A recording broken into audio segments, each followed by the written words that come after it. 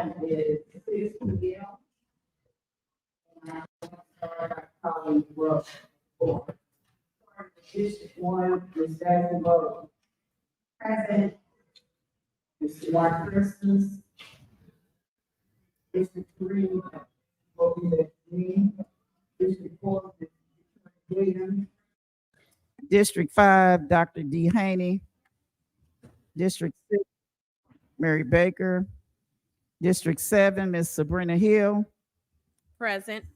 District 8, Ms. Joy Taylor Cooper. Present. District 9, Mr. Benjamin Straker. Present. Superintendent, Dr. Smith. Present. Attorney, Mr. Clem Doyle. Present. Board Liaison, Ms. Kim Blackwood. Administrative Assistant to the Superintendent and Board, Ms. Arlicia Battle.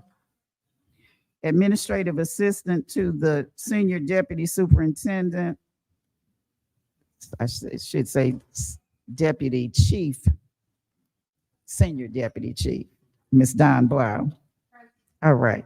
So at this time, we are going to have our millage rate hearing, and we are going to turn that over to our CFO, Ms. Ramona Bivens. It's all yours. Thank you, Madam Chair. Good evening, Madam Chair, Mr. Vice Chair, board members, Superintendent Dr. Smith, colleagues, and community. This is the third and final required public hearing on the millage rate for FY25 of the 2024 millage rate that supports the FY25 budget.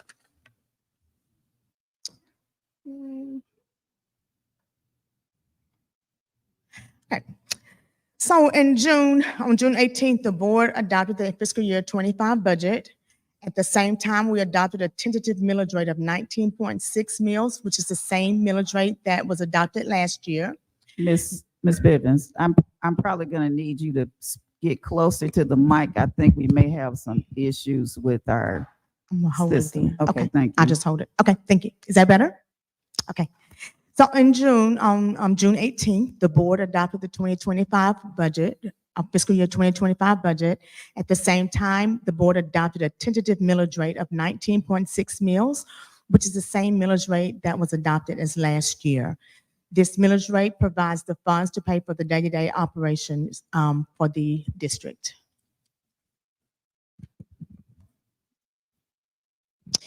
Each year, the Clayton County Tax Assessor's Office conducts annual property value updates or reassessments, and this is done to keep the local digest current. The property assessment notices are then mailed to each of the homeowners or any property owner, usually around April. This shows what the new assessed values are, if your values increase, decrease, or remain the same, and the estimated taxes based on the new values and the millage rate at that time. If the value decreases in your property, your taxes would decrease. If there's no increase in the value of your home, the taxes would remain the same if the millage rate remains the same. However, if the value increases, your property taxes would increase even though we're maintaining the same millage rate because of the increase in your property values. During that time, from the time you receive a notice until about mid-June, property owners have the opportunity to appeal those new values if they don't agree with what the tax assessor has assessed their property at. And once that's reviewed, their appeal can either be approved or denied. After the appeals are reviewed, the tax assessor submits a final digest in late June to all the taxing authorities, which is the school district, the county, or the cities. Once we receive that, we take that and we have to calculate a rollback millage rate.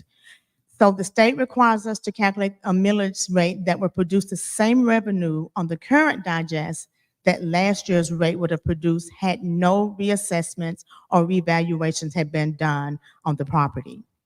Even if we maintain the previous year's millage rate, which is what we're doing, it's still considered a tax increase because the property values increase, thereby increasing your taxes.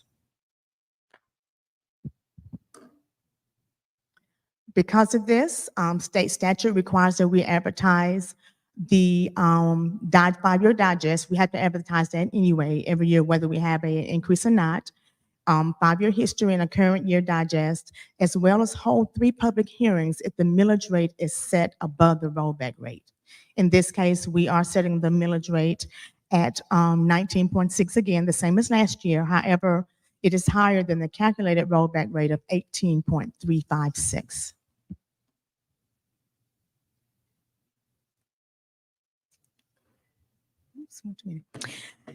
This shows the net assessed values compared year over year from last year to this year. And as you can see, our property values increased by approximately 10% or $1.2 billion over last year. By maintaining the same millage rate, it would still generate additional revenue due to the increase in the property values. And again, this revenue is being used to support the approved fiscal year 25 budget. This is the 5-year history. This shows how our property values have changed over the last 5 years and including this year. And as you can see, property values have continued to increase year over year with significant increases over the past 3 years. In 2022, we had a $1.3 billion increase in values, $2.1 billion last year, and $1.1 billion this year. And that's just in the real and personal property, which is encompasses buildings, lands, equipment, and things of that nature. However, our millage rate has remained stable at 20 mills for up until last year when we reduced the millage rate to 19.6, and again, maintaining that same millage rate this year. So the question is, how does this impact a homeowner? So this first example of a tax bill is for a homeowner whose fair market value last year was $200,000. The taxes, when you pay your taxes, you only pay on 40% of your fair market value. So we do an assessment factor of 40% and determine your assessed value, which is $80,000. If this is a home that you live in, you're entitled to a homestead exemption of $10,000. And so your net taxable value would be $70,000. That's the value that you would pay taxes on. At 19.6 mills, your property taxes last year was $1,372. If your fair market value did not change and remained the same this year, you would pay the same amount of taxes as last year because we did not change the millage rate. However, for a homeowner who did experience an increase in value, if we take that same value from last year, $200,000, they paid $1,372.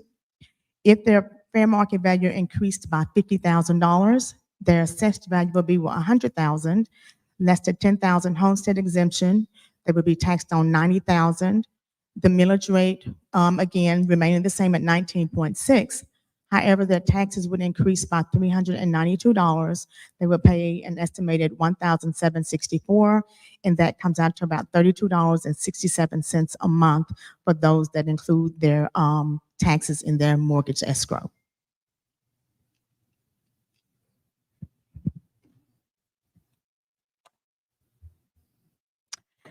Okay, so this just shows, it has our hearing dates on here. We've already had 2 public hearings last Monday at 11 a.m. and 6 p.m.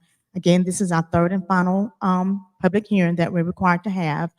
And then the adoption of the millage rate is on the agenda to adopt tonight as part of the regular business meeting. And again, I just wanted to reiterate that even though we're maintaining at 19.6 mills, we still have to have the hearings. So, Madam Chair, that completes the presentation this evening, and I will yield the floor to you for public comments from the citizens. Thank you, Ms. Bibbins. I have 2 names of individuals that signed up for public comment in regards to the millage rate hearing. So let me read you the rules for public participation. The Clayton County Board of Education welcomes public participation and will hear any interested individual pursuant to the guidelines outlined in policy BCBI. Members of the public will not be allowed to discuss individual personnel issues or confidential student matters. Speakers must identify themselves and topics before speaking. Speakers will be given 3 minutes to speak, and time may not be yielded from one speaker to another. Board members will not respond to comments from speakers. The chairperson may respond as appropriate. Issues requiring possible action by the board may be added to a future agenda. Issues that may need to be addressed by the administration will be duly noted. Abusive language and our personal attacks will not be permitted. Individuals addressing the board must at all times adhere to the civility policy. So for the individuals that are coming forth, please be reminded that this is the millage rate hearing. It's not the budget hearing. We've already had that one, just the millage rate hearing. The two names that I have listed, the first name is Robert Winston. Is Robert Winston present? Yes. Come forward, please, sir. Hello. Hold on just a minute. Okay.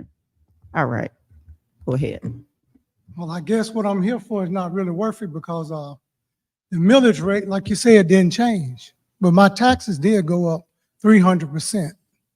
And that's outrageous to me. So I really don't have much to address with the millage, but I'm gonna see how I pursue. I haven't been here that long living in this county, but I'm learning how to operate with it now. And another thing was addressing the mail issue here, and that's part of the problem also. But I just like to express that, and I appreciate the opportunity just to be able to come here. Thank you.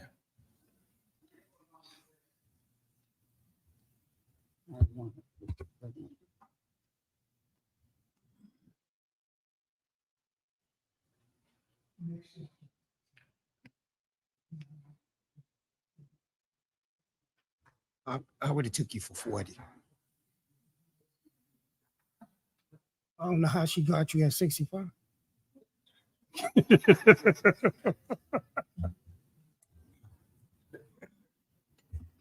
Thank you, Mr. Weston.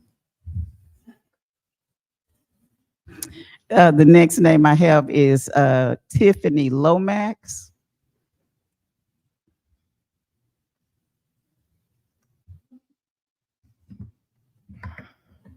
Good evening. Can you hear me? Yes. I understand. Thank you for the presentation, Ms. Bivens. And I watched the prior presentation. It was the other guy wasn't here. Your explanation was a little bit better. I've been a Clayton County tax homeowner for 20 years. Got another 20 years before I can see the exemption. And we're looking at my tax bill here. Of course, the school portion is the biggest portion of the tax bill. What I don't understand. I just need a better understanding and clarification. I know you can't give no comments. Maybe Ms. Bivens can specify, but I'm just trying to understand the idea that why is the millage rate for the schools still 19.196, whereas the county is only 0.1236, and they service more people. I don't know if the high is higher due to the exemption for the age 65. I'm just trying to get an understanding of how does that work? Why is it y'all charging more than the county, and the county provides services to everybody in the county, not just the school children? So I just wanted to get a better understanding. I don't know if you said y'all had another meeting in regards to the budget. If I missed that, I'm not sure how that kind of works, but I just kind of want to make sense of it, get a better understanding. But I know my property taxes have increased, and of course I would like them to go down, but and just in a suggestion, me too, I don't know if this is a Southern thing, whatever y'all can do to make it the lowest possible, getting any kind of federal dollars, state dollars, grants, or whatever we can do so the burden is not put on the homeowners as the taxpayers. And I know school just started August 1st, but it seemed like the budget is adopted July 1st. And so I don't understand how that works either. Like, are we under a continued resolution? We still working, and y'all haven't even approved the budget, but we already a month within the fiscal year. So I don't understand that. So, but then one suggestion I do want to give, maybe two, any other ways we can do diligence to save money. One of, I think with school starting back August 1st, I don't know if it's a Southern thing, but school needs to, it's like we almost about to get to July. It's getting closer and closer where these kids don't have no summer break. It's only 2 months vacation. It's ridiculous. Like, when do we start going to school 10 months out of the year? I think school needs to start after Labor Day and end mid-June. That's gonna save y'all money. with the budget as far as going in the heat. Somebody told me it's because of the heat. It's hotter in August than it is in May and June. So you're gonna save money on utilities, bills, salaries, whatever, if you change that. In addition to how much testing, I thought when Anthony Smith, you came, that was gonna take less testing. We got beginning of the year, middle of the year, end of the year testing for GMAS, and you do it for MAP and HMM. It was taking too many tests. So maybe we could do some kind of, you know, cut. Thank you. Well, ma'am, I'm in agreement with you on that beginning of the school year, because I Yes. was feeling like my little granddaughter last week too. I was like, I don't know what happened to the calendar. I was ready to call it emergency board meeting and change the date for another 2 weeks, but I couldn't do it. Yeah. So, and then, we've had this discussion, although we're supposed to be talking about millage, but those are some good ideas. But if these teachers work like I did, we started after Labor Day. We didn't have a break until Thanksgiving. They can't hang. They couldn't do it. We got Thanksgiving. What about October though? The And fall they break? not, but see, either way it goes, it pushes out. But anyway, thank you. But before you go, I'm gonna have Mr. Harrington or Ms. Bivens give you an explanation. Okay, thank you It'll so give much. you a better Ms. Rowland. explanation. All right. Thank you so much. All right. Now, I'm going to make certain, there was one other name, but I want to make sure Mr. White brought this to me. I'm sure this is public participation. So, ladies and gentlemen, we only had the 2 speakers. So that concludes our millage rate public hearing. So we're in adjournment for it right now. All right.